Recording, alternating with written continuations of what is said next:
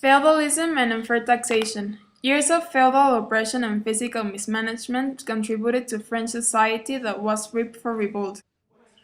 Nothing a downward economic spiral in the late 17th, King Louis XVI brought in a number of financial advisors to review the weakened French treasury. Each advisor reached the same conclusion that France needed a radical change in the way it taxed the public, and each advisor was, in turn, kicked out. The king realized that the taxation problem needed a solution. Charles de Calonne suggested a solution, but the nobility refused in the Assembly of Notables. The States General. Louis XVI decides in 1789 to gather the States General Assembly. Since two of the three states were tax exempt, clergy and nobility, getting to any solution was unlikely. The third state, French Republic, was many times larger than the other states, so it declared itself the Sovereign National Assembly, a revolutionary new assembly. The Bastille and the Great Fear. Members of the National Assembly took their tennis court oath. The National Assembly's revolutionary spirit was manifested in many different ways. In Paris, citizens stormed the city's largest prison, the Bastille, in pursuit of the arms. In the countryside, peasants and farmers revolted against their feudal contracts by attacking the manors and estates of their landlords.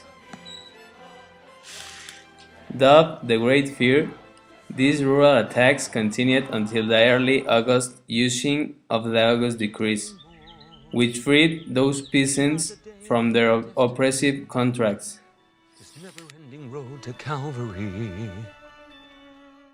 Rifts in the Assembly. The National Assembly succeeded in drafting a constitution. The relative peace of the moment was short-lived. A rift slowly grew between the radical and moderate Assembly members, while the common laborers and workers began to feel overlooked. When Louis XVI was caught in a foul escape plot, the Assembly became specially divided. The moderate Girondins took a stance in favor of retaining the constitutional. Because of the French Revolution, the French gained basic human rights such as life, liberty, and fraternity, and changed the political and social structure from the old regime. Napoleon used his military skills to gain power and support in order to create a strong empire. Even though some of his doings undermined some of the basic ideas of the French Revolution, such as freedom of speech, he created a stable empire and preserved and acknowledged many rights through the Napoleonic Code. Napoleon improved the education system, demolished the old regime, and reorganized the government to be based on work ethic. Even though Napoleon didn't satisfy all the ideas of the French Revolution, he was true enough to help France to grow as a strong nation and country.